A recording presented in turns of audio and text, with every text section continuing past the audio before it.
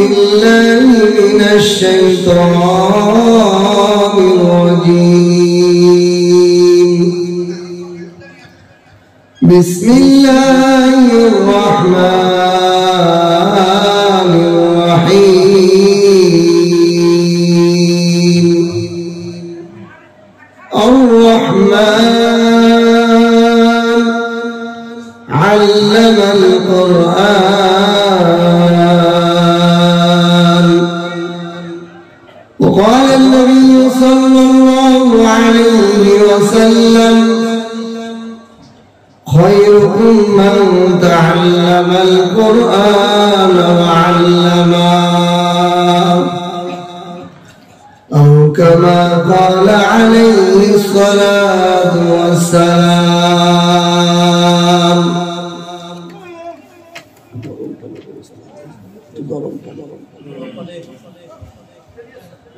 بارك الله لنا ولكم في القرآن العظيم ونفعنا وإياكم بالآيات والذكر الحكيم سبحانك لا علم لنا إلا ما علمتنا إنك أنت العليم الحكيم ربي زدني علما ربي زدني علما رب اشرح لي صدري ويسر لي أمري واحلل عقدة من لساني يفقهوا قولي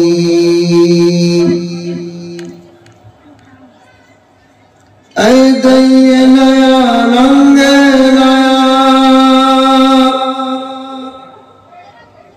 أيدينا يا ننجينا يا سامينا يا حي नाम मुसलमान तेरा काम कुफर है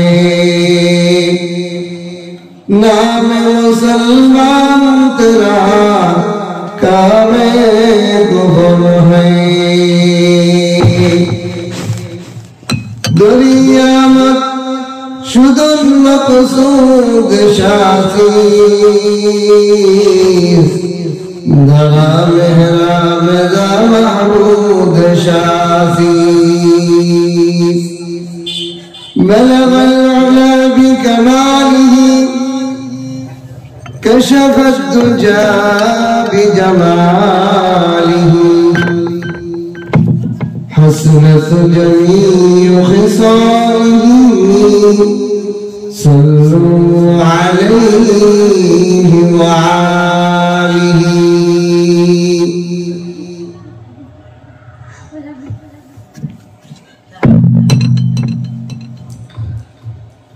আল্লাহ তাআলা লাখো কোটি শুকর সুজুদ মহান আল্লাহ তাআলা দয়া করে মায়া করে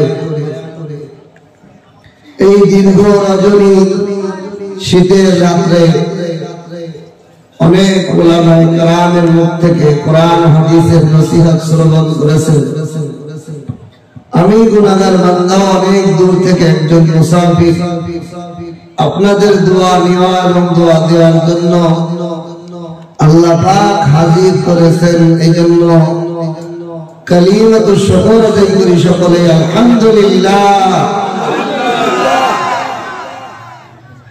কান্তনগর ও চরকান্তনগর কওমি হাফেজি মাদ্রাসার উন্নয়ন প্রকল্পে 15তম বার্ষিক তাফসীরুল কোরআন মাহফিলের সভাপতি উলামায়ে হযরত দিন দরদের মুসলমান ভাইরা পর্দানশীল মা বোনেরা ওই আল্লাহ তাআলার কৃতজ্ঞতা জ্ঞাপন করা আমাদের জন্য অপরিহার্য কর্তব্য যে আল্লাহ তাআলা এই এলাকার জন্য এই মাদ্রাসাকে একটা জান্নাতের টুকরা বানিয়েছেন বলেন আলহামদুলিল্লাহ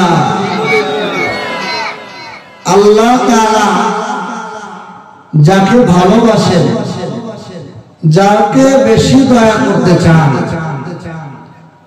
তাকে আল্লাহ তাআলা কোরআন শিখায়। এটা আমার কথা না, স্বয়ং আল্লাহ পাকের কথা। আমি যে আয়াত দুইখানা তেলাওয়াত করেছি আপনাদের সকলের পরিচিত।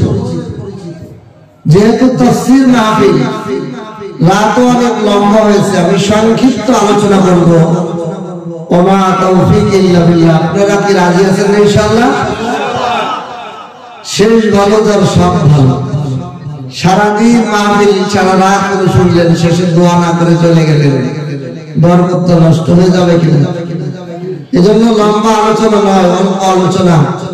আল্লাহ যেন আমাদেরকে বসে আমার জবান থেকে এমন কথা বের করে দেন যা আপনার আমার সকলের হৃদায়াত নসিব করেন, আমিন। এজন্য আমরা দোয়া করতে থাকবো। আমি অনেক দূর থেকে সফরে আসছি, ধুলাবালির রাস্তা, গলার মধ্যে একবারে কফ জমে গেছে। আল্লাহ যেন আমাকেও কিছু কথা স্পষ্ট ভাষায় বলতে দেয়, তৌফিক দান করে। এই জন্য আপনারা দোয়া করবেন, বলেন আমিন। আমি কোরআনে কারীম এর সূরা আর রহমানের দুইখানা আয়াত তেলাওয়াত করেছি। এই আয়াত তেলাওয়াতের আগে আরো দুইটা জিনিস তেলাওয়াত করেছি। একটাকে বলে তাআরুজ, আউযু বিল্লাহি মিনাশ শাইতানির রাজিম। আরটা হলো তাসমিয়া, বিসমিল্লাহির রহমানির রহিম। কথা বলা যাবে। এই দুইটা জিনিস আগে আমাদের বোঝা দরকার। কোরআন, কোরআন শব্দের অর্থ হলো পড়া। কোরআন হলো আরবি শব্দ, এর বাংলা অর্থ কি? পড়া। পড়া করে কেন কোরআনকে নামকরণ করা হলো? তার কারণ হলো পৃথিবীতে সবচেয়ে বেশি পড়া হবে কোরআন। সুবহানাল্লাহ। কি বলেন?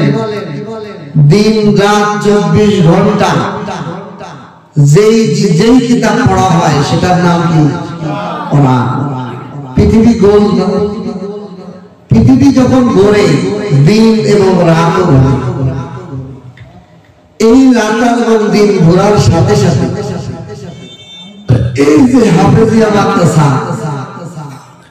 এই যে কোরআনের মাদ্রাসা, এটাও দিন রাত 24 ঘন্টা পড়া হয় কেন?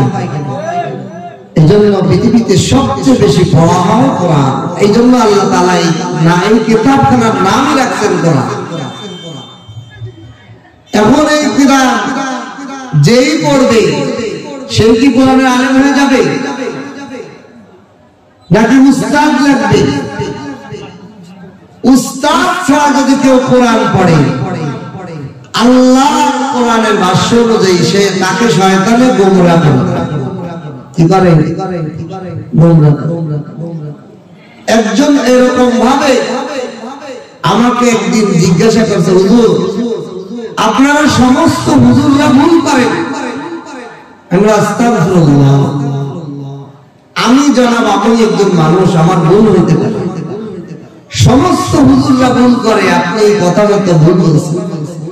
কয় না হুজুর, আমি ভুল বলিনি, আমি কোরআনে কারীম 3 বার খতম দিয়েছি। কোরআনে কারীমের কোথাও আউযু বিল্লাহি মিনাশ শাইতানির রাজিম লেখা নেই। অথচ আপনারা হুজুররা বলেন কোরআন পড়তে হলে আউযু বিল্লাহ পড়ো। আউযু বিল্লাহ কোথায় পাইলেন? এজন্য সমস্ত হুজুররা আপনারা ভুল করেন। আচ্ছা বলেন, এই লোক উস্তাদ ছাড়া একা একা কোরআন পড়ছে, এই জন্যই তো ভুল বলছে। তবে ওনার ভুল বোঝাটাও করলাম ঠিক। কোরআনে কলাম আউযু বিল্লাহি মিনাশ শাইতানির রাজিম। আপনারা আমরা না, মানে মা বোনেরা যারাই আমাদের এখানে আছেন, বলেন কোরআনের কারীমের শুরু থেকে শেষ পর্যন্ত যারা খতম করছে, কোরআনের কোথাও আউযু বিল্লাহি মিনাশ শাইতানির রাজিম লেখা আছে? নাই। তাহলে আমরা হুজুররা কেন বলি? আল্লাহ তাইটাই বুঝাইতে চান। ও দুনিয়ার মানুষ, উস্তাদ ছাড়া যদি কেউ কোরআন পড়ে, সে আলেম শুদ্ধ, নবী শুদ্ধ, সবার ভুল ধরে। ঠিক কিনা? উস্তাদ লাগবে। এজন্য কোরআনে কারীমের যে দুইটা আয়াত তেলাওয়াত করছি, আয়াত আল্লাহ বলেন আর রহমান আল্লামাল কুরআন। কোরআন আল্লাহ শিখায়, মানুষ একা একা শিখতে পারে। আল্লাহ কোরআন শিখায়।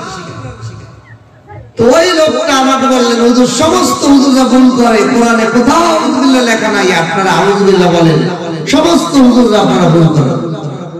আমি বললাম, জনাব, আল্লাহ পাক কোরআনে কারীমের মধ্যে আউযুবিল্লাহ দিয়ে ভরে রাখছে, আপনার চোখ নাই, আপনি দেখেন। আউযুবিল্লাহ প্রতিটা শব্দের শব্দের উপরে আউযুবিল্লাহ লেখা আছে, কিন্তু আপনার চোখের জ্যোতি নাই। এজন্য আপনি এখনো কোরআনের মধ্যে আউযুবিল্লাহ খুঁজে পান না, কারণ আপনার কোনো উস্তাদ নাই, মুরব্বি নেই। কয় হুজুর কি বলেন? আমি 3 বার খতম দিলাম, কোরআনের কোথাও আউযুবিল্লাহ লেখা নাই। আমি বললাম, জনাব, আমি আপনাকে একটা ট্যাবলেট খাইবো, আপনি এখনই চোখে দেখতে পারবেন কোরআন শরীফ ভরা আউযুবিল্লাহ লেখা। হুজুর কি বলেন? আমার চোখে চশমা নেই, আমার কিসের ট্যাবলেট খাবেন? হুজুর শোনেন না, 2 মিনিট আমার কথাই হলো আপনার ট্যাবলেট। কোরআনে কারীমের মধ্যে একটা সূরা আছে, যে সূরার নাম হলো সূরাতুন নাহাল। নাহাল শব্দের অর্থ মৌমাছি। এই সূরার মধ্যে 98 নম্বর আয়াতে আল্লাহ তাআলা বলেন, فَإِذَا قَرَأْتَ الْقُرْآنَ فَاسْتَعِذْ بِاللَّهِ مِنَ الشَّيْطَانِ الرَّجِيمِ।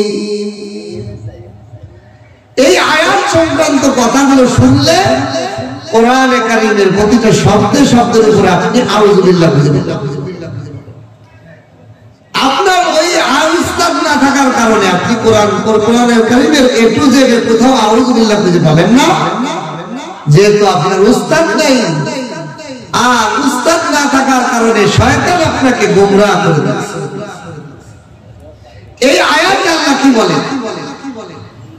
فَإِذَا قَرَأْتَ الْقُرْآنَ فَاسْتَعِذْ بِاللَّهِ مِنَ الشَّيْطَانِ الرَّجِيمِ। আল্লাহ তাআলা বলেন, ফা অতঃপর, ইযা, ইযা একটা আরবি ভাষার এমন একটা শব্দ, যে শব্দটা সময়, কাল, স্থান, পাত্র সবকে শামিল করে। কোরআনটা আপনি পাঠ করেছেন, কোরআন, কোরআন।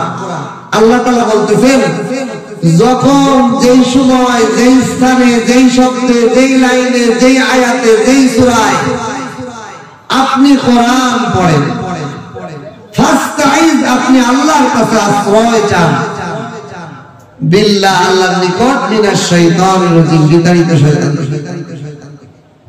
তাহলে আল্লাহ তাআলা কি বললেন? আপনি যেই শব্দে, যেই আয়াত, যেই সূরা, যেই পারা, যেই লাইন, যেই পৃষ্ঠায় থেকে আপনি কোরআন পড়া শুরু করেন, আল্লাহ তাআলার কাছে আপনি আশ্রয় চান বিতাড়িত শয়তান থেকে। এখন আসেন, এই আয়াতের দ্বারা কোরআনে কারীমের প্রতিটা শব্দের উপর আউযুবিল্লাহ এসে গেছে। আল্লাহ তাআলা বলেন, আপনি আশ্রয় চান, ফাস্তাইজ বিল্লাহি মিনাশ শাইতানির রাজিম, আপনি আল্লাহর নিকট আশ্রয় চান বিতাড়িত শয়তান থেকে। এখন আপনাকে যদি কেউ বলে আপনি চান, তাহলে আপনি কি গিয়ে বলবেন আপনি চান, না বলবেন আমি চাই? বলেন, আমার কথা বুঝতেছেন? আপনাকে আমি বললাম যে আপনি যে মাদ্রাসার মহতমি সাহেবের কাছে যে গরম পানি চান, তা আপনি যে বলবেন আপনি চান, এরকম বলবেন না, বলবেন আমি গরম পানি চাই, আমি চাই, এটা বলবেন না। আল্লাহ বলে, ফাস্তাইজ বিল্লাহি মিনাশ শাইতানির রাজিম। হে দুনিয়ার মানুষ, তোমরা যখন যেখানে, যেই শব্দে, যেই পৃষ্ঠায় তোমরা কোরআন পড়ো, তোমরা আশ্রয় চাও আল্লাহর নিকট বিতাড়িত শয়তান থেকে। তা আল্লাহর এই আদেশ মানতে হলে আমাকে বলতে হবে আউযু, আমি আশ্রয় চাই বিল্লাহ, আল্লাহ তাআলার নিকট, মিনাশ শাইতানির রাজিম। তাহলে আল্লাহর এই কথাটা যদি আমি বুঝি, আল্লাহর এই কথাটা, হুকুমটা যদি আমার মানতে হয়, তাহলে আমাকে বলতে হবে আউযু বিল্লাহি মিনাশ শাইতানির রাজিম। বুঝতে পারছেন? তাহলে আমি, আপনি যদি কোরআন উস্তাদ ছাড়া পড়ি, শয়তান আল্লাহ থেকে আশ্রয় না চাই, শয়তান আমাকে গোমরাহ করবে কিনা এই লোকের মতো। সে দেখতেছে কোরআনে কারীমের মধ্যে কোথাও আউযুবিল্লাহ লেখা নাই, হুজুররা খালি আউযুবিল্লাহ পড়তে বলে, অথচ আউযুবিল্লাহ এখন আছে কিনা বলেন? এই যে কোরআনের আয়াতের সূত্র, সূরাতুন নাহলের ৯৮ নম্বর আয়াতে যে আল্লাহ সূত্র দিয়েছেন, নীতিমালা দিয়েছেন, এই নীতিমালা অনুযায়ী কোরআনের প্রতিটা সূরার প্রতিটা লাইন, প্রতিটা শব্দের উপরে আউযুবিল্লাহ এসে গেছে। এখন প্রশ্ন হলো, আল্লাহ এরকম সূত্র না দিয়ে লিখে দিল অসুবিধা কি? আল্লাহ তাআলা যদি কোরআনের এই প্রতিটা শব্দের উপর আউযুবিল্লাহ লিখে দিতেন, বলেন কোরআন শরীফটা কি এতটুকু হইতো না প্যান্ডেল বরাবর এত বড় হইতো? কারণ প্রতিটা শব্দের উপর আউযুবিল্লাহ। নাম্বার 2, লিখে দিলেও তো সমস্যা, কারণ পড়া শুরুতে করতে হবে, পরে আর পড়া লাগবে না। তো একটা হরফের উপর আউযুবিল্লাহ পড়লাম, তারপরে তো আউযুবিল্লাহ পড়া লাগবে না, তেলাওয়াত শুরু হয়ে গেছে, তখন তো আবার ভেজাল হয়ে যাবে। এই জন্য আল্লাহ তাআলা কোরআনে কারীমের মধ্যে কোথাও আউযুবিল্লাহ লিখে দেন নাই, আউযুবিল্লাহকে গোপন করে দিয়েছেন। বলেন সুবহান। নাম্বার 2, আউযুবিল্লাহকে গোপন করে ফেলাইছেন কেন? কারণ আউযুবিল্লাহ হলো শয়তানের জন্য অ্যাটম বোম। শয়তান তাড়ানোর কি? অ্যাটম বোম, ক্ষেপণাস্ত্র। আউযুবিল্লাহ পড়লে শয়তান ভেঙে যায়, শয়তান আর গোমরাহ করতে পারে না। এজন্য আল্লাহ তাআলা বলেন, আমার কোরআন, আমার দাবি কোরআনে যদি কেউ আউযুবিল্লাহ ছাড়া পড়ে, তাহলে তাকে শয়তানে কোরআন দিয়েই গোমরাহ। কিরকম গোমরাহ করে একটা ঘটনা শুনুন। আপনারা সকলেই জানেন আমাদের বড় পীর আব্দুল কাদের জিলানী রাহমাতুল্লাহ আলাইহি, কত বড় পীর। মায়ের গর্ভের মধ্যে থেকে উনি 18 পারার কোরআনের হাফেজ, এত বড় আল্লাহর ওলি। উনি একদিন তাহাজ্জুদের নামাজের জন্য যখন উঠছেন, ইবলিস শয়তান, যে যত বড় বুজুর্গ, যত বড় আলেম, তার কাছে তো ইবলিস কত বড় ইলম নিয়েই আসে, ঠিক কিনা? শয়তান আসছে আব্দুল কাদের জিলানী রাহমাতুল্লাহ আলাইহির কাছে, এসে বলতেছে, আব্দুল কাদের জিলানী, আপনার প্রতি আমি আল্লাহ খুশি। বলেন নাউযুবিল্লাহ। কে বলতেছে? শয়তান।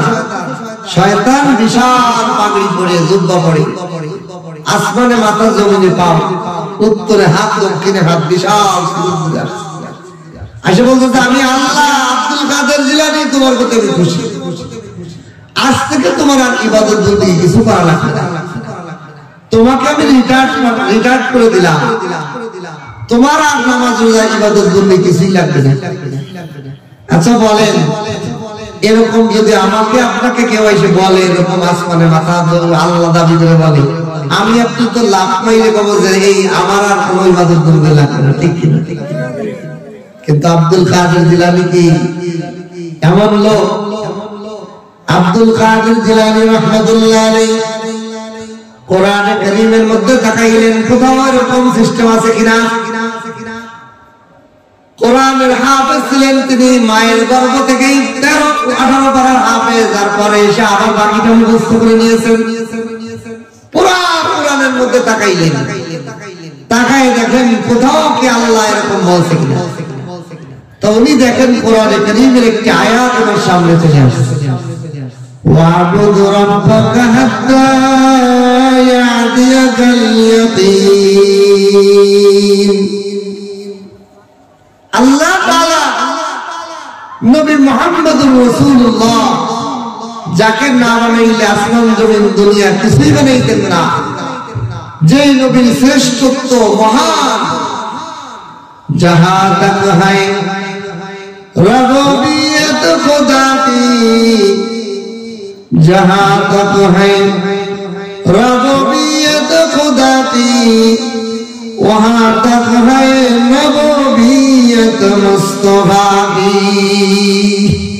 আমার আল্লাহ পাকের যত মাখলুক আছে সমস্ত মাখলুকের যেমন তিনি হলেন খালেক, তিনি হলেন আল্লাহ, ঠিক সমস্ত মাখলুকের নবী হলো মুহাম্মদুর রাসূলুল্লাহ। সেই নবীকে আল্লাহ তাআলা কিতাব করে বলতেছেন, ওগো আমার হাবিব। এই আপনারা একটু কথা বলতেছেন, কোরআনের কথা আমার গায়ের জোরে বলতে পারি না, আল্লাহ থেকে আসে। কথা বললে শয়তানের আসর। একটু মনোযোগ দিয়ে শুনুন, আপনারা অনেক ভালো। আল্লাহ পাক সেই নবীকে খেতাব করে বলতেছেন, ও নবী, আপনি মৃত্যু পর্যন্ত ইবাদত করুন। যেই নবীর আগের গুনাহ মাফ, পরের গুনাহ মাফ। নবী মুহাম্মদ মাসুম, বলেন সুবহানাল্লাহ। আমার নবীর কোন নবীর কোন গুনাহ আছে? সমস্ত নবীরা মাসুম। কেউ যদি কোন নবীকে গুনাহগার সাব্যস্ত করে, সে বেঈমান হয়ে যাবে, আহলে সুন্নাত ওয়াল জামাতের বাইরে চলে যাবে। আমার সেই নবীকে, প্যারা নবীকে বলতেছেন আল্লাহ তাআলা, ওয়াবুদ, আপনি ইবাদত করুন, হাত্তা ইয়াতিয়াকাল ইয়াকিন, যতক্ষণ পর্যন্ত আপনার মওত না আসে, মৃত্যু না হয়। আব্দুল কাদের জিলানী রাহমাতুল্লাহ আলাইহি বলেন, ওরে শয়তান, তুমি আমাকে ধোঁকা দিচ্ছ যে আমার ইবাদত করবে না, আর আমার নবীকে আল্লাহ বলেন মৃত্যু পর্যন্ত ইবাদত করতে। আমি তো এখনো বাইরে আছি, আমার এখনই রিটায়ার দিতেছো, তাহলে তুমি আল্লাহ না, তুমি আল্লাহর নীতিমালার বাইরে কথা বলতেছো, তুমি শয়তান। উনি সঙ্গে সঙ্গে আউযু বিল্লাহি মিনাশ শাইতানির রাজিম। এইবার শয়তান আবার ধোঁকা দিতেছে, বলতেছে, আব্দুল কাদের জিলানী, তোমাকে আমি গোমরাহ করে ছাড়তাম, হাজারো পীর মাশায়েখ, হাজারো আবেদকে আমি এই কথা বলিয়া গোমরাহ করে দিয়েছি। আমাদের সমাজে আছে কিনা এরকম ল্যাংটা বাবা, গাছ বাবা, তালা বাবা, তাদের দরবারে গেলে নামাজ রোজা লাগে না, আছে কিনা? এটা বুঝতে হবে শয়তানের দলের লোক। নবী মুহাম্মদ যার আগে গুনাহ নেই, পরে গুনাহ নেই, তাকে আল্লাহ বলছেন মৃত্যু পর্যন্ত ইবাদত করতে। আর তুমি কেমন বাবা হইলে তোমার দরবারে গেলে নামাজ রোজা লাগে না? শয়তান আব্দুল কাদের জিলানীকে বলেন, ও আব্দুল কাদের জিলানী, অনেক আবেদকে আমি ধ্বংস করে দিয়েছি, গোমরাহ করে দিয়েছি কথাগুলো বলে, কিন্তু আজকে তোমাকে আমি পারলাম না, তোমার ইলমের বলে তোমাকে আমি পারলাম না। নাউযুবিল্লাহ। আসলে কি ইলমে বাঁচায় না আল্লাহ বাঁচায়? কে বাঁচাইছে? আব্দুল কাদের জিলানী বলেন, বাহার রঙে চুখাহি জামি ভূষ মানন্দাজে কদতরানি শনাসন। ও শয়তান ইবলিস, তুমি যেই রঙে আর যেই রঙে তুমি আমাকে ধোঁকা দাও না কেন, আমি তো আউযু বিল্লাহি মিনাশ শাইতানির রাজিম বলছি, আমার আল্লাহর দয়ায় আমাকে বাঁচাইছে। আল্লাহর দয়া ছাড়া কোন মানুষ শয়তানের ধোঁকা থেকে বাঁচা সম্ভব না। এইজন্য আউযু বিল্লাহকে আল্লাহ কেন গোপন বানাইলেন, গোপন হাতিয়ার কেন বানাইলেন? কোরআন কারীমের মধ্যে কোনো স্পষ্ট বলেন নাই। এর একটা হিকমত হলো, শয়তানকে আপনারা কেউ দেখছেন? ইন্নাহু লাকুম আদুউম মুবিন। আল্লাহ তাআলা কোরআনে কারীমের মধ্যে বলেন, শয়তান হলো প্রকাশ্য দুশমন। শয়তান কি? প্রকাশ্য দুশমন। এই প্রকাশ্য দুশমনকে আপনারা কেউ দেখেন না, আল্লাহর কথা মিথ্যা নাকি? মুফাসসির ইকরাম বলেন, এই আল্লাহর কথা বুঝতে হলে উস্তাদ লাগে। মুফাসসির ইকরাম হলো আমাদের উস্তাদ, যারা কোরআনের হাফেজ, কোরআনের আলেম। বলেন যে আল্লাহ তাআলা যে বলছে শয়তান প্রকাশ্য দুশমন, এর দ্বারা প্রকাশ উদ্দেশ্য না, উদ্দেশ্য হলো প্রকাশ্য দুশমনকে দেখে যেন মানুষ অ্যালার্ট এবং সতর্ক থাকে। আল্লাহ এটা বোঝানোর জন্য শয়তানকে প্রকাশ্য দুশমন বলছে। যেমন ধরুন আপনার একজন জানের দুশমন পিস্তল নিয়ে ওখানে দাঁড়ায়, আপনাকে গুলি করবে, আপনি কি এরকম দাঁড়ায় থাকবেন না কাজ হয়ে পলাইয়ে টেবিলের তলে পালানোর জন্য চেষ্টা করবেন? অ্যালার্ট হবেন না? তাড়াতাড়ি গা ঢাকার জন্য চেষ্টা করবেন না? একটা অস্থির হয়ে যাবেন, তার থেকে বাঁচার জন্য। ঠিক কি? প্রকাশ্য দুশ্মন থেকে মানুষ যেন নিজেকে বাঁচানোর জন্য অ্যালার্ট এবং সতর্ক হয়, আল্লাহ তাআলা শয়তানকে প্রকাশ্য দুশ্মন বলে মানুষকে এরকম অ্যালার্ট থাকতে বলেছে।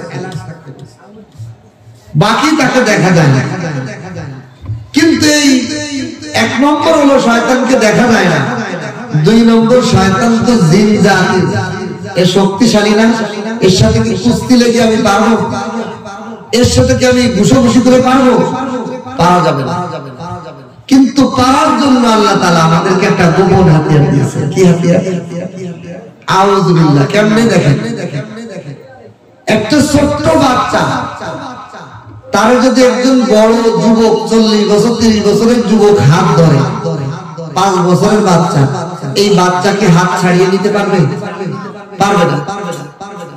এমন ধরছে টাইট করে হাত, যুবক এই ছোট বাচ্চার হাত ধরছে, ও অনেক টানাটানি করতেছে, ছোটে না, অনেক শক্তি খাটায়, কাজ হয় না। কিন্তু ওই বাচ্চার কাছে একটা হাতিয়ার আছে, সেই বাচ্চার হাতিয়ার হলো আম্মু। আম্মু, যে আম্মু আর আম্মু বলে ডাক মারছে, ওই 30 বছর 40 বছরের যুবক দ্রুত হাত ছেড়ে দিয়েছে। ওরে আল্লাহ আল্লাহ, ওর আব্বা আসবে, ওর আম্মা আসবে না, জাটা নিয়ে আমার বাচ্চারা কান্না বলবে কি? এই ওর আব্বু আর আম্মুর সাথে পারবে না বলে ছাড়িয়ে দিয়ে বলা, আর কাঁদিস না, আর কাঁদিস না, তোর আব্বুর ডাকিস না, আমি বাঁচতেছি না, বলে কিনা? আল্লাহ রাব্বুল আলামিন বান্দাকে বুঝাইলেন, বান্দা শয়তান থেকে তুমি গায়ের জোরেও বাঁচতে পারবে না, শয়তানকে দেখাও যায় না, শয়তানকে ধরাও যায় না, শয়তানের সাথে গায়ে কুস্তি লাগিয়ে তুমি তাকে ঠকাইতে পারবে না। কিন্তু যদি শয়তান তোমাকে আক্রমণ করে, শয়তান তোমাকে ধোঁকা দেয়, তুমি গোপন হাতিয়ার আউযু বিল্লাহি মিনাশ শাইতানির রাজিম বলবা, শয়তান তোমাকে সাইডে পালাইবে। এইজন্য আল্লাহ তাআলা আউযু বিল্লাহকে গোপন রাখছে, গোপন দুশমনকে তাড়ানোর জন্য। গোপন দুশমনকে তাড়ানোর জন্য আল্লাহ আউযু বিল্লাহ রাখছে। এইবার আসেন আউযু বিল্লাহর অর্থ কি? আউযু মানে আমি আশ্রয় চাই। আমার সাথে সাথে বলেন, সারা জীবন আউযু বিল্লাহ বলি কিন্তু অর্থ বুঝি না। আউযু মানে আমি আশ্রয় চাই বিল্লাহ, আল্লাহ তাআলার নিকট, মিনাশ শাইতানির রাজিম, বিতাড়িত শয়তান। তাহলে বলেন, আল্লাহর কাছে যদি আমি আশ্রয় চাই, আল্লাহ যদি আমার আশ্রয় দেয়, শয়তানের দাদার ক্ষমতা আছে আমাকে কোনো ক্ষতি করবে? এই জন্য আল্লাহ রাসূল সাল্লাল্লাহু আলাইহি ওয়াসাল্লাম এক হাদিসে বলেন, হে আমার সাহাবারা শোনো, কোন নারী আর কোন পুরুষ যদি সকালবেলা 10 বার আউযু বিল্লাহ বলে, সন্ধ্যাবেলা আউযু বিল্লাহি মিনাশ শাইতানির রাজিম বলে, তাকে সারা দিনের 24 ঘন্টায় শয়তান আর কোনো ধোঁকা দিতে পারে না, শয়তান আর তার কোনো ক্ষতি করতে পারে না। কোন ব্যক্তি, কোন নারী আর কোন পুরুষের যদি রাগ ওঠে, রাগ সঙ্গে সঙ্গে যদি সে আউযু বিল্লাহ পড়ে, রাগ সঙ্গে সঙ্গে পরবশিত হয়ে যায়, নিভিয়ে যায়, ঠান্ডা হয়ে যায়। এই জন্য আমরা আউযু বিল্লাহ পড়তে পারবো না ইনশাআল্লাহ। নাম্বার 2, কোরআনে কারীমের শুরুতে আউযু বিল্লাহ পড়া কি আল্লাহ পাকের আদেশ। আল্লাহ পাক কি বলছেন? ফাস্তাইন বিল্লাহ। কোরআন শুরু করলেই তুমি আল্লাহর কাছে আশ্রয় চাও। নাম্বার 2, নামাজ যখন আমরা পড়ি, যে কয় রাকাতই পড়ি, প্রথম রাকাতে সূরা ফাতিহার আগে আউযু বিল্লাহ পড়া সুন্নাত। আউযু বিল্লাহ পড়া কি সুন্নাত। পরবর্তী রাকাতগুলোতে, পরবর্তী রাকাতের যে সূরা মিলানো আছে, সব জায়গায় শুধু বিসমিল্লাহ পড়া, আউযু বিল্লাহ শুধু প্রথম রাকাত সুন্নাত। এখন বিসমিল্লাহ বলাও সুন্নাত। বাকি সুন্নাত ছুটে গেলে নামাজ নষ্ট হয় না, নামাজ হয়ে যায়, সুন্নতের খেলাফ সওয়াব কম হয়, নামাজ নষ্ট হয়, সিজদায় সাহু যায়। তাহলে আমরা আউযু বিল্লাহর বিষয়টা জানলাম। কোরআনে কারীমের মধ্যে আউযু বিল্লাহ আছে কিনা বলেন? আউযু বিল্লাহ আছে? আছে। আমি যখন এই কথাটা ওনাকে শুনাইলাম, ওই জেনারেল শিক্ষিত লোকটা বলল হুজুর সরি আমি বুঝতে পারি আমি সরি বললাম আপনি একা একা কোরআন পড়ছেন এইজন্য কোরআনই আপনাকে গুমরাহ করছে যে আপনি সব হুজুরকে বলছেন এইজন্য কোরআন পড়তে হবে কার কাছে উস্তাদ আলেমের কাছে 2 নম্বর শব্দ হলো বিসমিল্লাহির রহমানির রহিম বিসমিল্লাহির রহমানির রহিমের শাব্দিক অর্থ কি বা মানে সাথে ইসম মানে নাম আল্লাহ মানে আল্লাহ বিসমিল্লাহ অর্থ আল্লাহর নামের সাথে আর রহমান অর্থ অসীম দয়ালু আর রহিম পরম করুণাময় আচ্ছা বলেন এখানে তো অনেক শিক্ষিত ছেলে যুবক ভাইরা আছেন শিক্ষিত পারসন আছে এই যে আল্লাহ তাআলা যে বিসমিল্লাহ দিলেন এই বাক্যটা তো অপরিপূর্ণ বাক্য দিয়েছেন কারণ এর শাব্দিক অর্থ হলো পরম করুণাময় অসীম দয়ালু আল্লাহর নামের সাথে এটা হলো শাব্দিক অর্থ কিন্তু দেখবেন কিতাবের মধ্যে লেখা থাকে আমি শুরু করিতেছি পরম করুণাময় অসীম দয়ালু আমি শুরু করিতেছি এটার কোনো শব্দ আছে এটার কোনো বিসমিল্লাহর মধ্যে কোনো শব্দ নেই বিসমিল্লাহির রহমানির রহিমের শাব্দিক অর্থ হলো পরম করুণাময় অসীম দয়ালু আল্লাহর নামের সাথে তাহলে আল্লাহ তাআলা আমাদেরকে একটা অপরিপূর্ণ বাক্য দিলেন কথা কি কোনো বুঝে আসলো পরম করুণাময় অসীম দয়ালু আল্লাহর নামের সাথে আল্লাহর নামের সাথে কি আল্লাহর নামের সাথে কি করব খাবো না পড়বো না কি করবে কোনো আছে এটার কোনো শব্দ নাই আসরাও যদি শব্দ থাকতো তাহলে আবদাউ যদি শব্দ থাকতো তাহলে আমরা বুঝতাম আবদাউ বিসমিল্লাহ তাহলে আমরা বুঝতাম শুরু করিতেছি পরম করুণাময় অসীম দয়ালু আল্লাহর নামের সাথে কিন্তু বিসমিল্লাহর মধ্যে তো আল্লাহ তাআলা এই শব্দ ব্যবহার করেন কোরআনে কারীমের মধ্যে বিসমিল্লাহ লেখা আছে না প্রতিটা সূরাতে এই বিসমিল্লাহর অর্থ অনুযায়ী আল্লাহ তাআলা আমাদেরকে একটা অর্থ অপরিপূর্ণ একটা শব্দ কেন দিলেন আল্লাহ এই কথার উপর আমাদের একটা প্রশ্ন আসে আমার কথা বুঝতে পারছেন আল্লাহ আমাদেরকে অপরিপূর্ণ একটা বাক্য দিয়ে কোরআন শুরু করতে বলেন কেন বিসমিল্লাহির রহমানির রহিম করে শুরু করব অথচ বিসমিল্লাহর অর্থ অপরিপূর্ণ পরম করুণাময় অসীম দয়ালু আল্লাহর নামের সাথে আল্লাহর নামের সাথে কি তো অপরিপূর্ণ বাক্য আল্লাহ দিলেন এখন আল্লাহর এই কথা বুঝতে হলে আমরা কাকে জিজ্ঞাসা করব কাকে জিজ্ঞাসা করব এই জন্য কোরআন পড়তে হলে উস্তাদ লাগে কি এখন আল্লাহ পাক কোন উস্তাদ আল্লাহর কোন কথা না বুঝলে এই কথাকে জিজ্ঞাসা করছে রাসূল কি বলেন রাসূল না রাসূল থেকে সাহাবা সাহাবা থেকে তাবেঈন আইম্মে মুজতাহিদ এইভাবে উলামা ইকরাম আমাদের কাছে উস্তাদ এখন আমরা আল্লাহর কথা না বুঝলে আগে দেখব নবীকে ও নবী আল্লাহ যে অপরিপূর্ণ একটা বাক্য দিল এই বাক্য তো পূর্ণ অর্থ কোনো বাক্য না অপরিপূর্ণ একটা বাক্যের অর্থ দিল এটা কেন আল্লাহ দিল এটা বুঝ আমাদেরকে দিল রাসূলুল্লাহ সাল্লাল্লাহু আলাইহি ওয়াসাল্লাম বলেন মিশকাতের হাদিস কুল্লু আমরিন জিবালিন লাম ইউবদা বিসমিল্লাহির রহমানির রহিম أو كما قال عليه الصلاة والسلام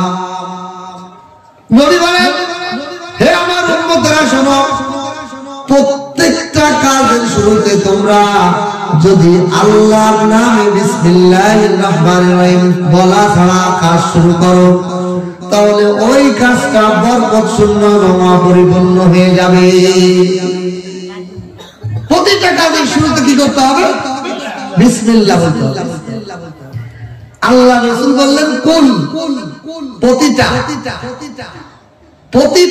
কাজের শুরু কুল্লু আমরিন আল্লাহ দিলেন অপরিপূর্ণ বাক্য আর নবী বললেন নবী উত্তর দিয়ে দিলেন কি উত্তর দিলেন প্রতিটা বাক্যের প্রতিটা কাজের শুরুতে তুমি বিসমিল্লাহ লাগাও এখন আসেন আমি খানা খাইতেছি আমি কথা বলা শুরু করছি তখন আমি যদি বলি বিসমিল্লাহির রহমানির রহিম নাহমাদুহু ওয়া নাস্তাঈনুহু তাহলে কি অর্থ দাঁড়াইলো আমি বয়ানের শুরুতে বিসমিল্লাহ লাগাইলাম বয়ান হলো একটা ক্রিয়া বয়ান হলো একটা ভাব বয়ান হলো একটা ফেল আর বিসমিল্লাহর বাক্য, এটা দুইটা মিলে বাক্যটা পরিপূর্ণ হয়ে গেল। কিরকম পরিপূর্ণ হলো দেখেন, পরম করুণাময় অসীম দয়ালু আল্লাহর নামের সাথে আমি বক্তব্য দিচ্ছি, কথা পূর্ণ হয়েছে কিনা?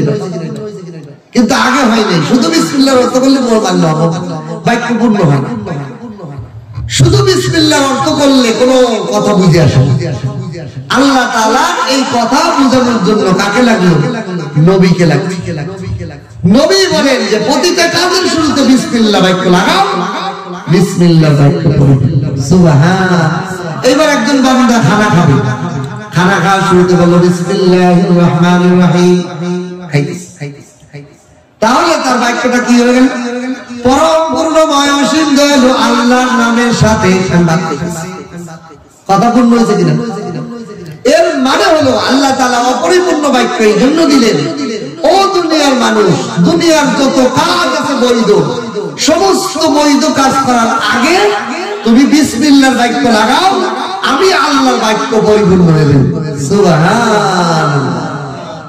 আল্লাহ যদি বিসমিল্লাহর বাক্যের শুরুতে একটা ভাগ বা ফেল বা একটা ক্রিয়া আলাদাভাবে দিয়ে দিতেন, ধরেন আকালতু, তাহলে শুধু খাওয়ার সময় বিসমিল্লাহ, অন্য কোনো কাজে বিসমিল্লাহ থাকতো না। আল্লাহ যদি বয়ানের শুরুতে শুধু বয়ান তো বিসমিল্লাহ, বয়ান শুরু করতেছি এইটার সাথে যদি বিসমিল্লাহ শব্দ লাগাই দিতেন, তাহলে বয়ানের সময় শুধু বিসমিল্লাহ পড়া লাগতো, দুনিয়ার অন্য কোনো কাজে আর বিসমিল্লাহ থাকতো না। তাহলে আল্লাহ তাআলার কথা বোঝার জন্য আমার কাকে লাগলো? নবী লাগলো।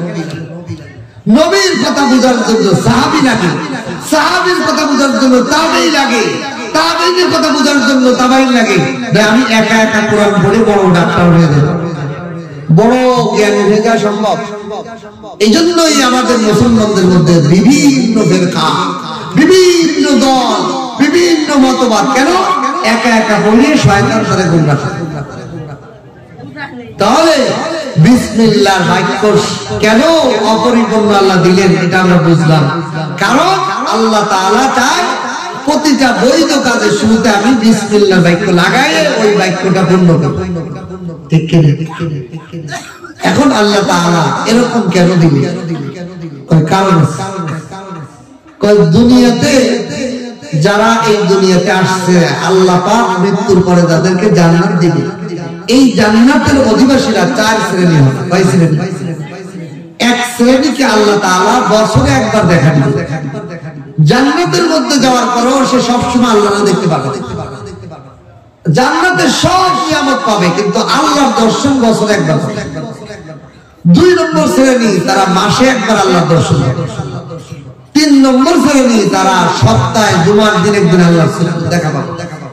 আর চার নম্বর শ্রেণীতে যারা থাকবে জান্নাতের অধিবাসী, তারা সেকেন্ডে সেকেন্ডে যখন চাইবে আল্লাহকে দেখতে পাবে। কই কারা? দুনিয়ার প্রতিটা কাজে যারা আল্লাহকে সাথে রাখছে। আমার মা বোনেরা চুলায় রান্না শুরু করার আগে বিসমিল্লাহ বলছে, ধান ঝাড়ার সময় বিসমিল্লাহ বলছে, ধান ঝাড়ার সময় বিসমিল্লাহ বলছে, আমার ভাইয়েরা ক্ষেত থেকে ফসল কাটার সময় বিসমিল্লাহ বলছে, গাড়িতে ওঠার সময় বিসমিল্লাহ বলছে, ঘরে প্রবেশের সময় বিসমিল্লাহ বলছে, মসজিদে প্রবেশের সময় বিসমিল্লাহ বলছে। এরকম সমস্ত কাজ যারা আল্লাহকে সাথে রাখছে, আল্লাহর বাক্যকে পূর্ণ করছে, আল্লাহ তাআলা জান্নাতের মধ্যে তাদেরকেই ওই শ্রেণী দিবেন যারা সেকেন্ডে সেকেন্ডে আল্লাহকে দেখতে পাবে। এই জন্য আমরা কারা আল্লাহকে সবসময় দেখতে চাই? আল্লাহ আমাদের সবাইকে কবুল করুন, আল্লাহ আমাদের মা বোনদেরকে কবুল করুন। প্রতিটা কাজের শুরুতে বিসমিল্লাহ বলতে পারবো না ইনশাআল্লাহ। আল্লাহর দর্শন কেমন? আল্লাহু আকবার। এই জন্য আরেক হাদিসের মধ্যে আছে, রাসূলুল্লাহ সাল্লাল্লাহু আলাইহি ওয়াসাল্লাম বর্ণনা করেন, আমি যখন মেরাজের রাতে জান্নাতে গেছি, জান্নাতে যাওয়ার পর আল্লাহ রাসূল দেখেন হাউজে কাউসার। কি কাউসার? ইন্না আতাইনাকাল কাউসার। আল্লাহ বলেন, হে নবী, আপনাকে আমি হাউজে কাউসার দান করছি।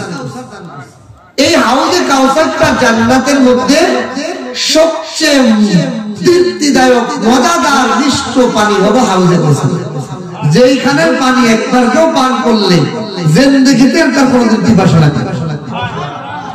এই হাউজে কাউসারের যে কূপ, এই কূপের মধ্যে শরবতের নদী এসে মিলিত হয়েছে, দুধের নদী এসে মিলিত হয়েছে, মধুর নদী এসে মিলিত হয়েছে, সাদা পানির পানি এসে মিলিত হয়েছে।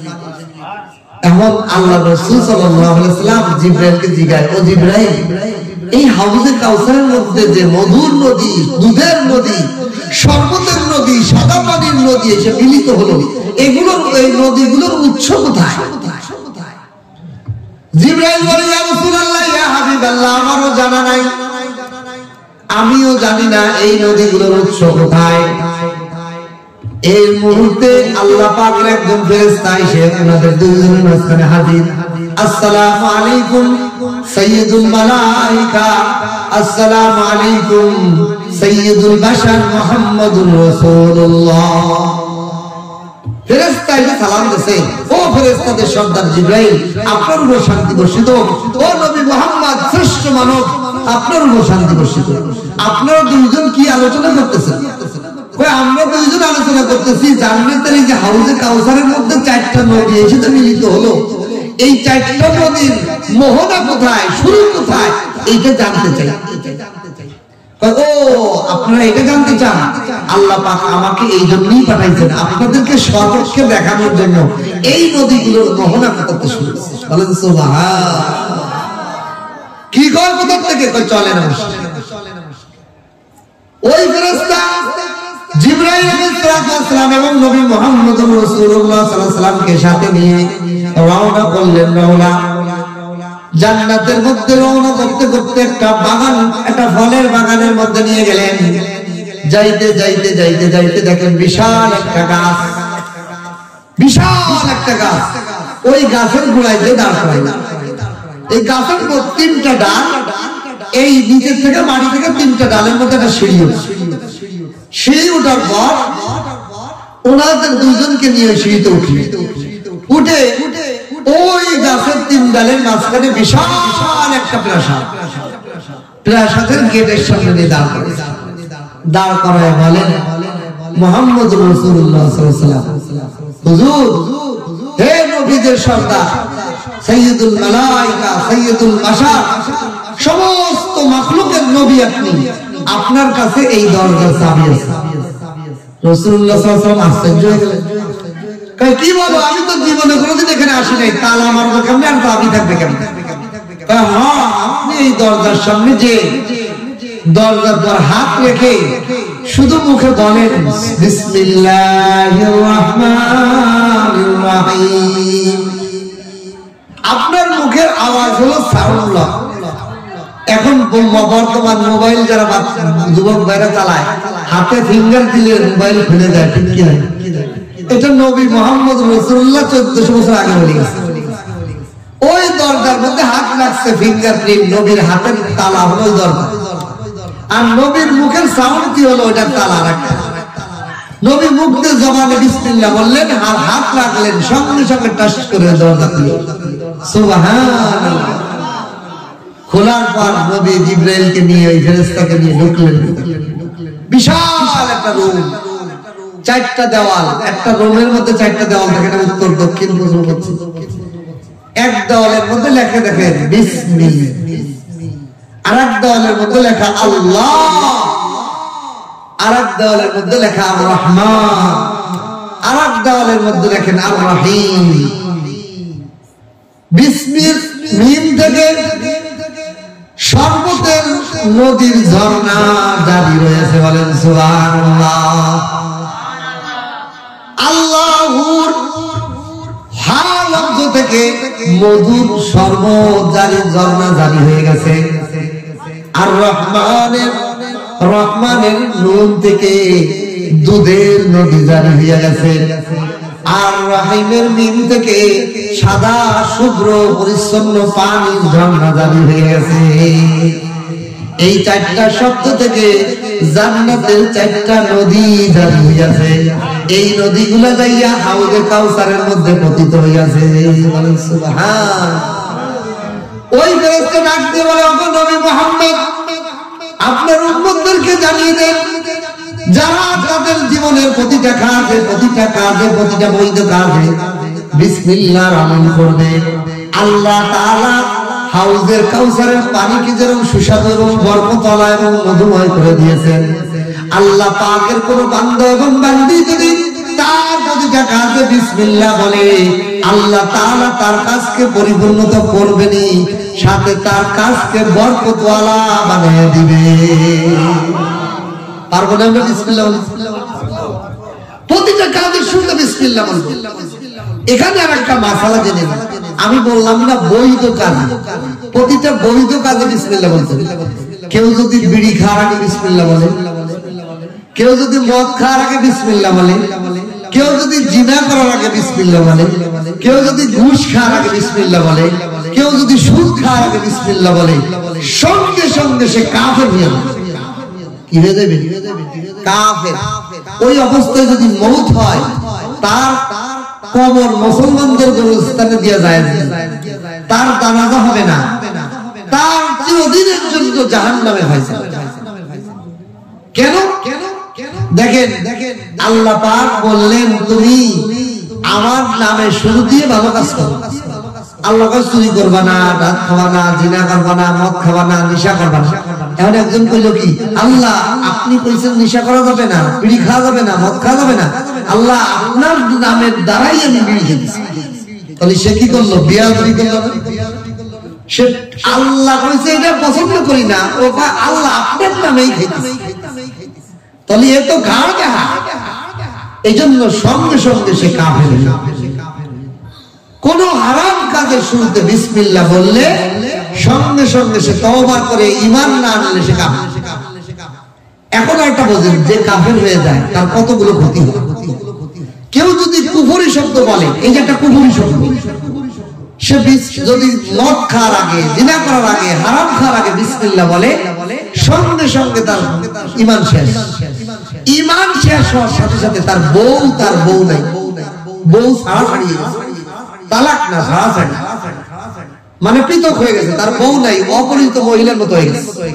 সে যদি যাত্রা যায় তার স্বামী স্ত্রী মিলন করে, তাহলে জিনার জন্য সে তো কুফরি করছে, শেষ। এই জন্য এক নম্বরে তার বউ আর বউ থাকবে, দুই নম্বরে তার বাবার যে সম্পদ আছে ওয়ারিস, এই কুফরি করার সাথে সাথে তার বাবার সম্পত্তি থেকে সে বঞ্চিত। একটু সম্পদ কোনো কাফের সন্তান পাবে। কোন সন্তান যদি কাফের হয়ে যায়, কুফরি করে, সে আর বাপের ওয়ারিস পায় না শরীয়তের মাসে। তাহলে কুফরি কত ভয়ানক কিনা। এই জন্য হারাম কাজের শুরুতে বিসমিল্লাহ বলা যাবে না।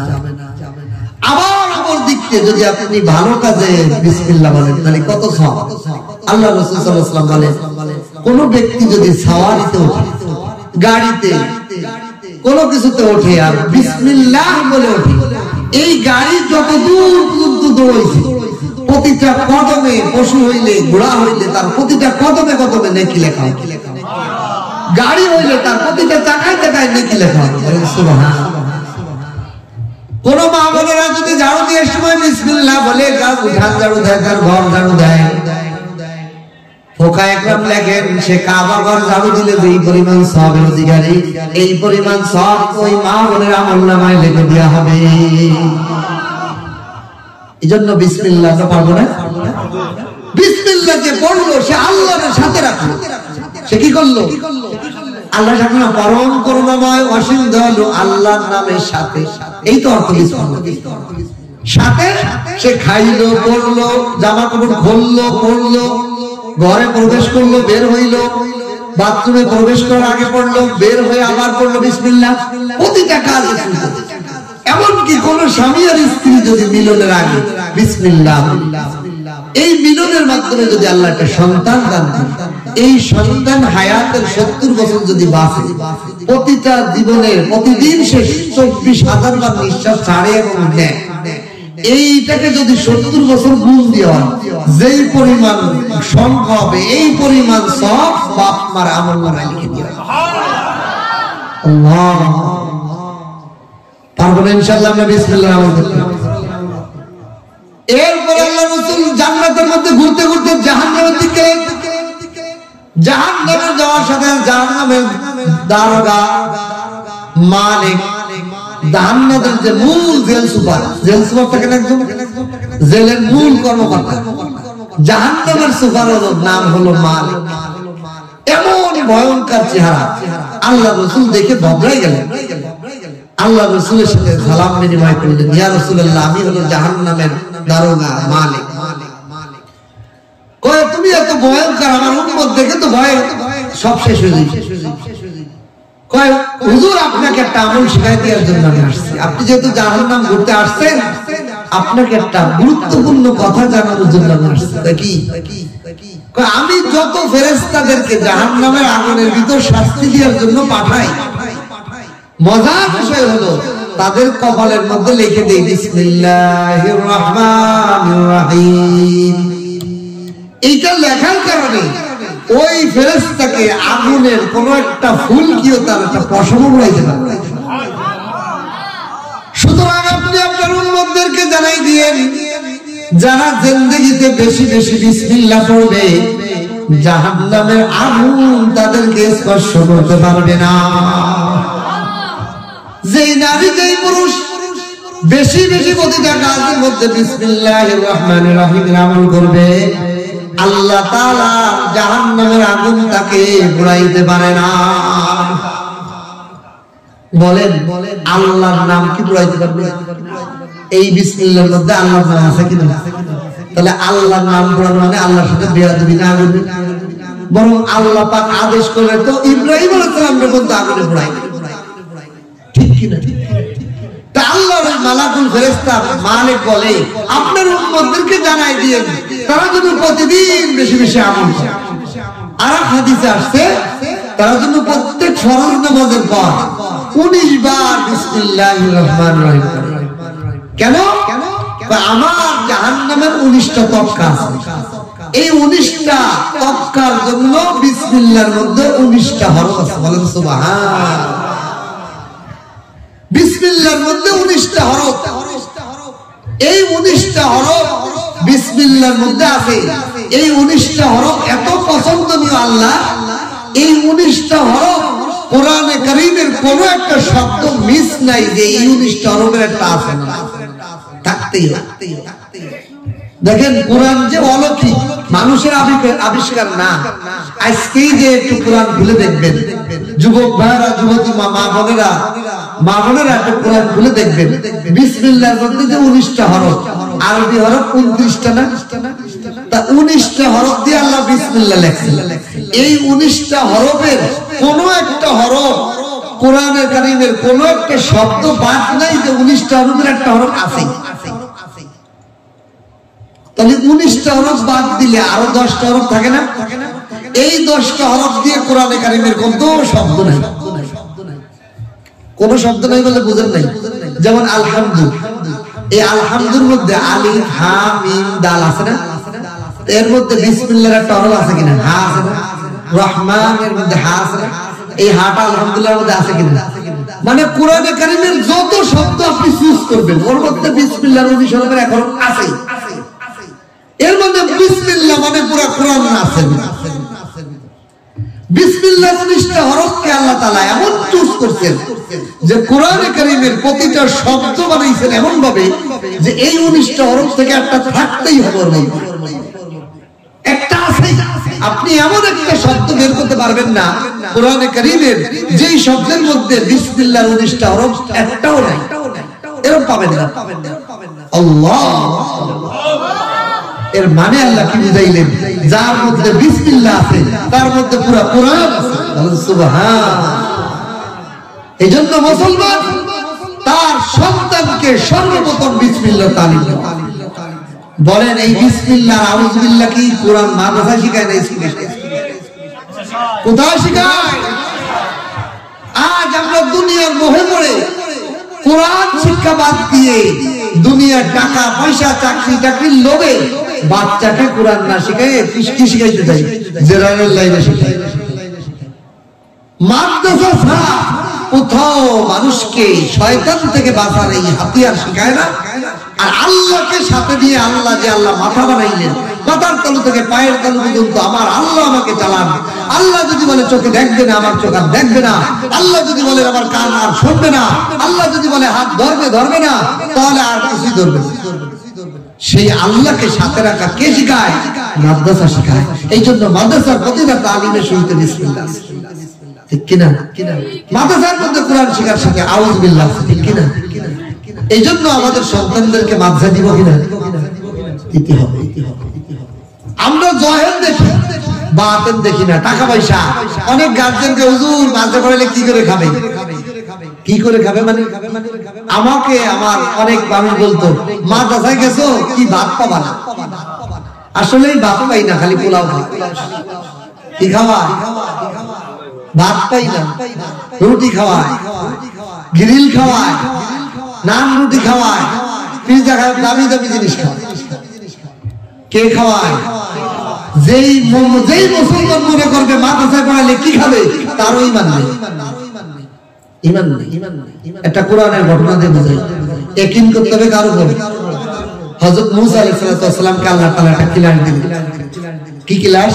হে যুবক ভাইরা খুব মনোযোগ দিয়ে শুনুন। আল্লাহ পাক একটা ক্লাস করালেন। কি ক্লাস? ওয়া তিলকা বিয়ামিনিকা ইয়া মূসা। ও মূসা তোমার হাতে কি? আল্লাহ ক্লাস দিতেছেন, খেয়াল করুন। ও মূসা তোমার হাতে কি? আল্লাহ ক্বালা হিয়া আসাই, এটা আমার লাঠি। আতাওয়াক্কাহু বিহা, ওই বদ দেই। এটাতে আমি ছাগলে চড়াই, এটাকে আমি পাতা পাড়ি, এটাতে আমি অনেক কাজ করি। তাহলে এটা উপকারী কিনা? আল্লাহ বলেন, ও মূসা লাঠি তো উপকারী তোমার, কিন্তু আমি বলতেছি লাঠি ভয়ঙ্কর, তাড়াতাড়ি ফেলে দাও। আমি আল্লাহর কথা সঠিক না, তোমার বুঝও সঠিক। সবক ক্লাস টিকেছে, ক্লাস। ও মূসা তোমার হাতে কি? অনেক উপকার। না উপকার না, তাড়াতাড়ি ফেলো। মূসা আলাইহিস সালামকে আল্লাহর গোলাম ছিলেন না? উনি যেটা নিজে বুঝতেন না, আল্লাহ যেটা করতেন ওইটা মানতেন। তা আমরা আল্লাহ যেটা কয় সেটা মানবো না নিজের বুঝা বুঝবো? তাহলে আমাদের দশা কি হবে? মূসা আলাইহিস সালাম সঙ্গে সঙ্গে লাঠি ফেলে দিলেন, বিশাল আজদহা সাপ। আচ্ছা মূসা আলাইহিস সালাম এখন সাপ বলেন উপকারী না ভয়ঙ্কর? বিশাল আকার সাপ হয়ে গেছে। আপনার হাতে লাঠি ছিল, লাঠি আল্লাহ কাছে ফেলাই দাও, মূসা তো ফেলাই দিয়ে সাথে সাথে বিশাল সাপ হয়ে গেছে। বলেন এটা উপকারী না অনুপকারী? ভয়ঙ্কর না? আল্লাহ বলেন লা তাখাফ, খুজ লা তাখাফ, ডরো, ভয় নেই। মূসা আলাইহিস সালাম সাপ দিয়ে গেছে দৌড়। আল্লাহ কয়, ও মূসা আগে ছিল লাঠি, এটা হলো উপকারী। আমি কইতে ফেলে দাও, এটা ভয়ঙ্কর জিনিস। ফেলে দিয়ে সজাত হয়ে গেছে ভয়ঙ্কর সাপ। আমি বলতেছি ভয়ঙ্কর না, সাপের লেজ দাও। আমার হুকুম মানো। তুমি দুই চোখে যা দেখো সেটা না, আমি আল্লাহ যা বলি তাই সঠিক। তুমি ধরো সাপ, ভয় পেও না। মূসা আলাইহিস সালাম বলেছে দৌড়। আল্লাহ দেখে দাও, ভয় পেও না, ধরো লেজ। আল্লাহর কথা মাইনি, ভয়ে ভয়ে ওরে ধরার সাথে সাথে সানুঈদুহা সিরাতাহুল উলা, আবার লাঠি গেছে। আচ্ছা বলেন লাঠি এটা উপকারী ছিল, সেটা বিপজ্জনক হয়ে গেছে না মূসা আলাইহিস সালামের জন্য? সাপ ছিল বিপজ্জনক। আল্লাহ বলেন বিপদ না, তুই ধরার সাথে সাথে উপকারী লাঠি হয়ে গেছে, ঠিক কিনা? আল্লাহ এটা ক্লাস দিলেন, ক্লাস। এটা হলো ক্লাস, সবক। তুমি যেটা বলছো এটা ভালো না, আমি আল্লাহ যেটা বলি সেটা বল।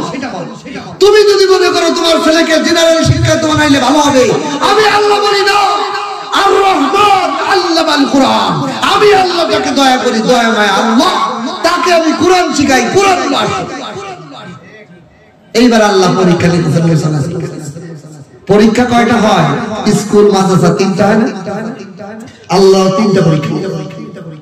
মূসা আলাইহিস সালাম ফিরাউনের জাদুকরের সাথে মুনাজারা। জাদুকররা বলল আপনি ফেলান আগে, আপনারা আগে জাদুকর দর্শন করেন। মূসা আলাইহিস সালাম বলেন না, তোমরা আগে ফেলো। সমস্ত জাদুকররা সাপকে দড়িকে সাপ বানিয়ে মূসা আলাইহিস সালামের দিকে ছেড়ে দিয়েছে। মূসা আলাইহিস সালামের হাতে আছে লাঠি। সমস্ত সাপগুলো মূসা আলাইহিস সালামকে ধাওয়া করে আসছে। আচ্ছা বলেন আকল বা বুদ্ধিতে কি বলে? আমার দিকে সাপ আসবি, আমার একটা লাঠি আছে, জুড়িয়ে বাড়ি। কি বলেন? জুড়া বাড়ি। একটা সাপ আমার কাছে আসতে পারবে না, বাড়ি ঠেলায় ধুমো ফেলে। এটাই তো যুক্তি আর এটাই তো আকল বলে, এটাই তো জয় বলে। আল্লাহ বলে না, ও মুসা, লাঠির উপরে কিনা বিশ্বাস রাখা যাবে না, তাওয়াক্কুল আলাল্লাহ, বিশ্বাস এবং ইয়াকিন এবং আল্লাহর উপর রাখতে হবে। সুতরাং লাঠি দিয়ে, লাঠির উপর আস্থা রেখে সাপরে বাড়োয় তুমি সাপ থেকে বাঁচতে পারবা না। আমি আল্লাহ যা বলি তুমি লাঠিটা ফেলে দিয়ে নিরস্ত্র হয়ে যাও, বাঁচানোর মালিক আমি আল্লাহ। পরীক্ষা শুরু হয়ে গেল। এক নম্বর পরীক্ষা কি করলেন? সাপ আসতেছে, মুসা আলাইহিস সালামকে পরীক্ষা করলেন, মুসা তুমি কি লাঠি দিয়ে সাপটা মারবা নাকি আমার হুকুম মানবা? আমার হুকুম হলো লাঠি ফেলে নিরস্ত্র হয়ে যাও। সাপে আমার দিকে তেড়ে আসতেছে, আমার হাতে আছে একটা লাঠি, যুক্তি তো এটা বুঝে আসে না যে আমার হাতে লাঠি আছে, আমি লাঠি দিয়ে বাড়াতে শুরু করবো। আল্লাহ বলতেছেন না, লাঠির উপর আস্থা নয়, আস্থা হলো আমি আল্লাহর উপর। তুমি লাঠি ফেলে নিরস্ত্র হয়ে আমি আল্লাহর উপর তাকাই। মুসা আলাইহিস সালাম লাঠি ফেলে দিলেন, লাঠি কি হয়ে গেল?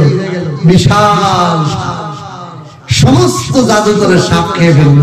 মুসা আলাইহিস সালাম পাস কিনা? পাস, প্রথম পরীক্ষায় পাস। আল্লাহর কথা না মেনে যদি কইতো মুসা, আল্লাহ আপনি কি কোন কোরআনে, আপনি কি বলেন, ওইটা হবে না, আমি যেটা দেখি সাপ আসতেছে আগে বাড়ি হইবে পরে হুকুম। আপনারা যদি বলেন হুজুর যত বয়ান করেন মাদ্রাসা ছেলে পেলে দিতাম না, আগে স্কুল দেখি, টাকা দেয়, চাকরি পাওয়া যায়, সরকারি বেতন পাওয়া যায়, ওইটা চাই, আমি আল্লাহর কথা আগে বুঝি না। তাহলে আপনার অবস্থা কি মুসা আলাইহিস সালামের তো হবে না বিপরীত? আল্লাহ তাআলা মুসা আলাইহিস সালামের প্রথম পরীক্ষায় পাস করেন। দ্বিতীয় পরীক্ষা, মুসা আলাইহিস সালাম বনী ইসরাঈলদের নিয়ে লোহিত সাগরের পাড়ে গেলেন। লোহিত সাগরের পাড়ে যাওয়ার পর ফিরাউনের বাহিনী ধাওয়া দিয়ে আসছে। মুসা আলাইহিস সালামের সামনে হলো সাগর, পিছনে দুশমন ফিরাউন, হাতে আছে লাঠি। আচ্ছা বলেন যুক্তিতে কি বলে? সাগরের মধ্যে নাকা নিচু গলিকে মরার থেকে ফিরাউনের মাথায় একটা বাড়ি মেরে মরবই তো একটা লাঠিতে বাড়ি মারি, এটাই তো যুক্তি। আল্লাহ কয় না, ফিরাউনের মাথায় না, বাড়ি মার পানিতে, তাতে লাঠি ভাঙিয়ে তোরা নিরস্ত্র হয়ে আমি আল্লাহর উপর ভরসা করো, আমি আল্লাহর উপর আস্থা করো, আমি আল্লাহকে শুধুমাত্র তাওয়াক্কুল করবা, কোন আসবাবের উপর তাওয়াক্কুল করবা না। মুসা আলাইহিস সালাম বনী ইসরাঈলকে আপনি কি করতেছেন? পানিতে বাড়ুন কে? বাড়ি দিলে তো ফিরাউনের মাথায় দিয়ে দরকার। মুসা আলাইহিস সালাম কয় আমার ঈমান তো নবী ওয়ালা ঈমান, আমি তো আগেই ক্লাস নিয়েছি, আল্লাহর হুকুম মানলে সফল, আল্লাহর হুকুম না মানলে বিফল। সুতরাং আমার আল্লাহ বলছে পানিতে মারতে, আমি পানিতেই মারবো, ফিরাউনের মাথায় মারবো না। সঙ্গে সঙ্গে উনি পানির মধ্যে দিলেন বাড়ি। বলেন পানিতে বাড়ি মারার সাথে সাথে লাঠি ভেঙে গুঁড়ো গুঁড়ো হয়েছে না 12টা রাস্তা হয়ে গেছে, পদ্মা 12টা পদ্মা সেতু হয়ে গেছে। বলেন সুবহানাল্লাহ, ঠিক কিনা?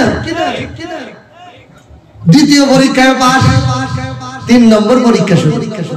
মুসা আলাইহিস সালাম ময়দানে তীর মধ্যে, বনী ইসরাঈল খেতান জাত, ওদেরকে বলা হয়েছে তোমাদের বাপ দাদার জমি উদ্ধার করতে হবে, আমাকে দখল করছে, ওটা যুদ্ধ করে দখল করতে হবে মিশরের জায়গা। ওরা কয় ও মুসা তুমি আর তোর আল্লাহ যাও, আমরা পারবো না। আল্লাহ কয় তোদেরকে দেই, তোরা কি খেলা করে। 40 বছর ময়দানে তীর মধ্যে, একটা মরুভূমির মধ্যে ওদেরকে ঘুরাইছে। সকালবেলা উঠে সারাদিন আগে, রাতের বেলা সন্ধ্যা হইলে তাবু করে, তাবু টানে, সকালবেলা উঠে দেখে যেখান থেকে রওনা দিছিল ওইখানেই তাবু। এইভাবে 40 বছর ময়দানে তীর মধ্যে খালি ঘুরছে। তোরা বলে মুসা নবী আমাদের তো পানি লাগবে, খাবার লাগবে। আর মুসা আলাইহিস সালাম কয় মরুভূমির মধ্যে কোন টিউবওয়েল পাবো, নদী নাই, ঘাগর নাই, টিউবওয়েল নাই, এনে পানি পাবো কেন?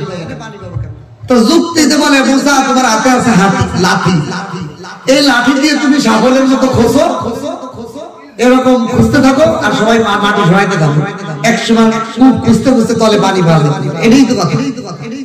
কিন্তু আল্লাহ বলে না, এই লাঠি দিয়ে পাথরের উপর পানি না, তাতে লাঠিটা ভাঙে গুঁড়ো গুঁড়ো হয়ে যায়, তোমার ওই অস্ত্রটাও না। তো মুসা আলাইহিস সালাম তো আল্লাহর ওই যে সবক দিয়েছে, আল্লাহ যাকে ওইটা পাথরের মধ্যে দিলেন, বাঁশ দিয়ার সাথে সাথে 12টা ঝর্ণা পাথর থেকে বাড়িয়ে। সুবহানাল্লাহ। আল্লাহ তাআলা তাদের জন্য পানির ব্যবস্থা করে দিলেন।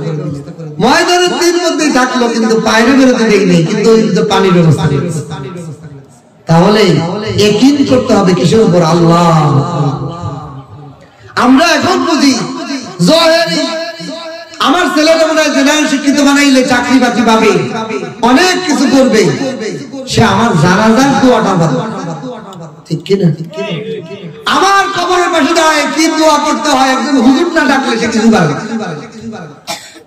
আমার সন্তানকে যদি আমি সুসন্তান বানাইতে হয়, তাহলে আমার কোরআনের মাদ্রাসায় দিতে হবে। আমার বাচ্চাকে প্রথম এই এলাকার যে মাদ্রাসা নুরানি, এখানে ভর্তি করাইতে হবে, আউযু বিল্লাহি বিসমিল্লাহ দোয়া শিখানো। এই জন্য আমি সূরা রহমানের প্রথম দুইটা আয়াত বলছিলাম, এই ব্যাপারে কিছু কথা বলি, শেষ করি। আর রহমান আল্লামাল কুরআন, আল্লাহ তাআলা বলেন দয়াময় আল্লাহ কোরআন শিখান। এটা হলো শাব্দিক অর্থ। এখন দেখেন এই যে একটা বাচ্চা আমার বয়ানের আগে আল্লাহ পাকের 99টা নাম তেলাওয়াত করছে। ফখরুদ্দিন রাজি রহমাতুল্লাহ আলাইহি আল্লাহ পাকের 5000-এর মতো নাম, গুণবাচক নাম আছে কোরআনে কারীমে। এই সকল নাম থেকে আর রহমান নামটা কেন চুজ করলেন, নির্বাচন করলেন? আল্লাহ বলতেছেন দয়াময় আল্লাহ। আল্লাহ আল্লাহ কোরআনের সূরা রহমানের শুরুতে এর মতো বলতে পারতেন, আল্লাহ আল্লামাল কুরআন, মালিক আল্লামাল কুরআন, অন্যান্য নামও তো ব্যবহার করতে পারতেন, কিন্তু রহমান নাম কেন ব্যবহার করলেন? কারণ রহমান শব্দের অর্থ হলো দয়াময়। কিবান দয়াময়। আল্লাহ তাআলা বলেন যাক আল্লাহ দয়াময় নামটা কেন ব্যবহার করছেন? আল্লাহ বলেন দুনিয়ার বুকে আমি যত মানুষকে দয়া করি, তার মধ্যে সর্বোচ্চ দয়া হলো যাকে আমি কোরআন শিখাই। যাকে আমি কোরআন শিখাই তাকে জাহান্নামে জ্বালানোর জন্য আমি কোরআনের আলেম বানাই না। আমার উস্তাদ শায়খ মুহতারিম মহিউস সুন্নাহ আল্লামা মাহমুদুল হাসান দামাত বরকাতুল আলিয়া, বাংলাদেশের কওমি মাদ্রাসার বিভাগের চেয়ারম্যান, উনি বলেন আমি কসম করে খাইলেও, কসম খেয়ে বললেও হাদিস হবে না যে যার সিনার মধ্যে কোরআনের একটা আয়াত আছে, কোরআনের কিছু অংশ আছে, আল্লাহ তাআলা তাকে জাহান্নামের আগুনে দিবেন না। কারণ কোরআন কার কথা? আচ্ছা আল্লাহর কথা কি আল্লাহ জাহান্নামে পোড়াবেন? তবে হুজুর বলে যাকে আল্লাহ জাহান্নামে পোড়াবেন, কোন আলেম হোক, হাফেজ হোক, কোন সাধারণ মুসল্লি হোক, তার সিনার থেকে কোরআন পুরো মুছে দেবেন, মুছে তারপরে আল্লাহ জাহান্নামে পোড়াবেন। কারোর দিলের মধ্যে যদি কোরআনের কোন একটা অংশ বিসমিল্লাহও থাকে, তাকে আল্লাহ জাহান্নামের আগুনে পোড়াবেন। এই জন্য আল্লাহ বলেন দয়াময় আল্লাহ, যার যদি সর্বোচ্চ দয়া করেন তাকে আল্লাহ কোরআন শিখান। কোরআন শিখা গায়ের ধরে। দেখেন আমাদের পৃথিবীতে কোন কিতাবের হাফেজ পাওয়া যায় না, কোরআনের হাফেজ পাওয়া যায় না। আর কত তাড়াতাড়ি, এই যে কিছুদিন আগে বিশ্ব রেকর্ড হয়েছে, 2 মাসে কোরআনের হাফেজ হয়েছে, 2 মাস, 6666 মতান্তরে কম বেশ আয়াত, এতগুলো আয়াত মাত্র 2 মাসে মুখস্থ হচ্ছে। গায়ের ধরে না আল্লাহ প্রদত্ত।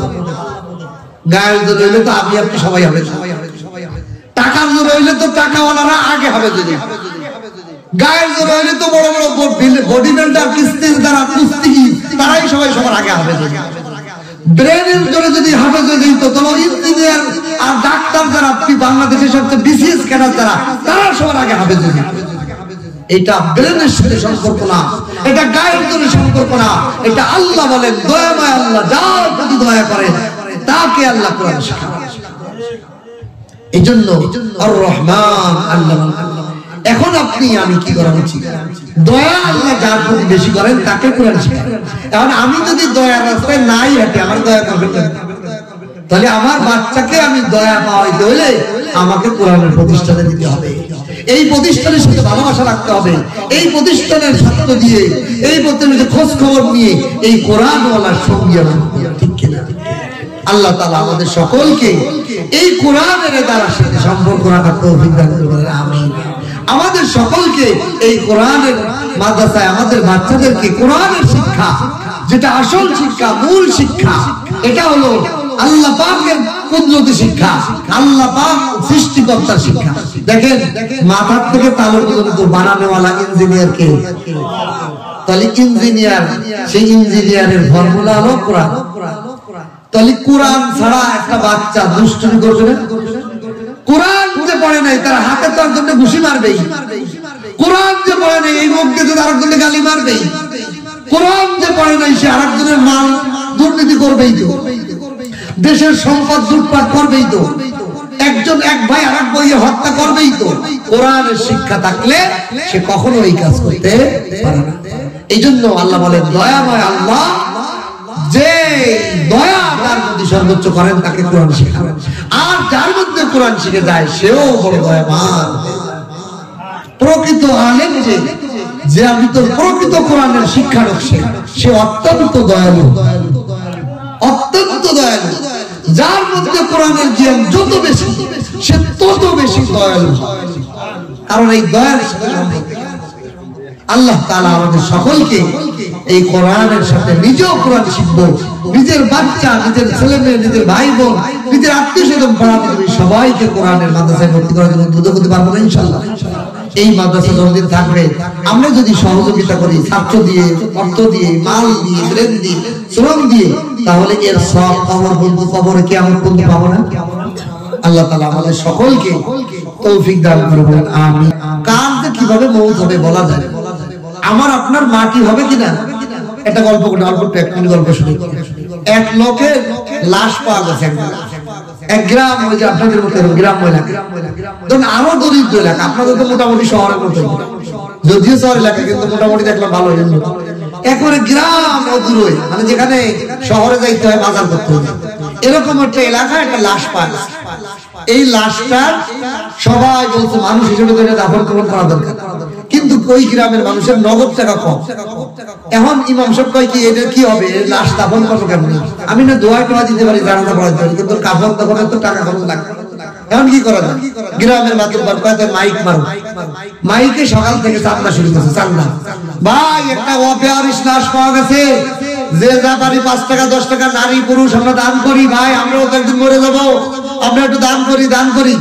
এইভাবে প্রায় 2-3 ঘন্টা কি করছে, মাইক মারছে।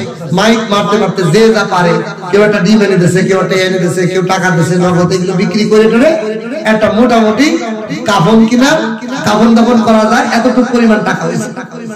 টাকা হওয়ার পর সবাই মিলে এলাকার ওই মাদ্রাসার পাশে যে গোরস্থান, ওইখানে দাফন করে দিচ্ছে। এখন এটা তো পুলিশের কাছে ইনকোয়ারি চলে গেছে এই লাশের ব্যাপারে, থানা থেকে ইনকোয়ারি শুরু হয়েছে।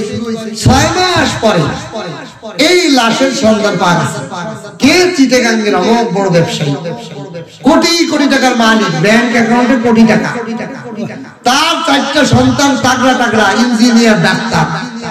তার চিটাগাং শহরে, ঢাকা শহরে বড় বড় কয়েকটা বিল্ডিং সব আছে, কিন্তু তার মৌতের সময় কাফন দেওয়ার মতো টাকা না নাই।